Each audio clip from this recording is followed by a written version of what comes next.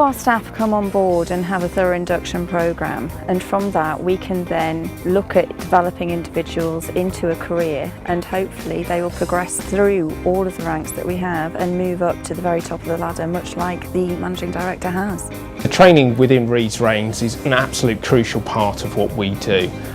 It's brilliant to have a structure, and we spend a lot of time both as a management team and with our training department looking at the next stages of people's progression within the business. That's for people that have been with us for a long time and for people that are just joining, new people and new people coming to the industry. For me, the business has always been about getting people from A to B. So as a trader myself, as an estate agent valuer, it was about moving customers from one house into the next house.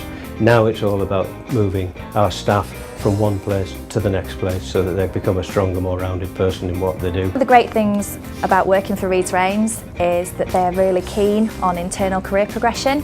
So I started out as a negotiator, moved on to a senior negotiator, valuation manager, and then was a branch manager for a long period of time before I moved into the business development manager's role.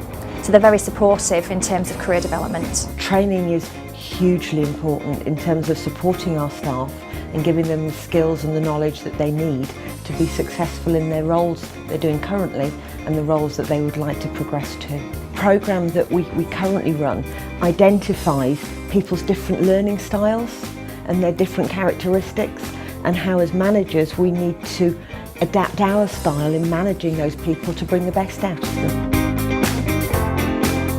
Our leadership development programme is designed is we run both a 12-month fast track programme and an 18-month programme, depending on where people are in their career paths.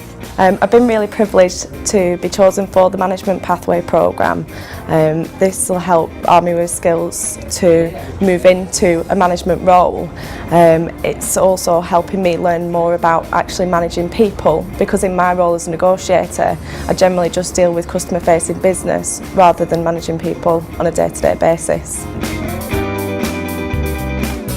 Training is absolutely vital in lettings. We have some pretty strong legislation which we have to tackle. Training gives staff confidence to be able to advise landlords very professionally.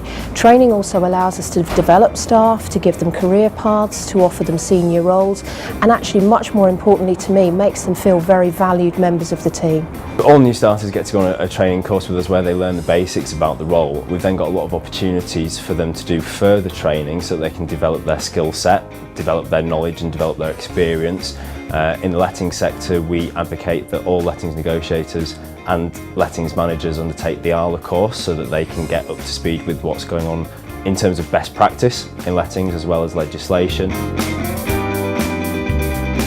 Training is really important in financial services. It's crucial that our advisors are completely up to date with the market, and by doing so can give really up-to-date advice to our customers and can make sure that they get the best possible products when they come in to see us. I think the training opportunities within Reed's Reigns are fantastic. Nothing is too much. If you ask for the training, you get it. It's very comprehensive, and I think especially the new starter training is absolutely incredible compared to some of what I know some of the competitors offer. Reed's Reigns sets great store by training our mortgage advisors. When we bring them into the business, we put them through a really intense induction course which sets them to a level where they can really help the public. But what we do beyond that is to give them ongoing training in the job, in the workplace, take them out on courses and make sure that their skill set is as high as it possibly can be and that their knowledge is always current and up to date. So for leadership development, we have an accredited programme which is a level 2 or a level 3 qualification dependent upon your role, and that qualification's in leadership and management.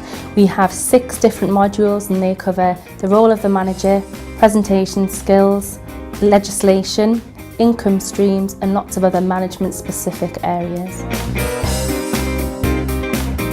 I started as a trainee myself and have gone right the way through, and when I go and see people on the training programs, it's really fantastic to see that they got the opportunity and grasp it and go forward.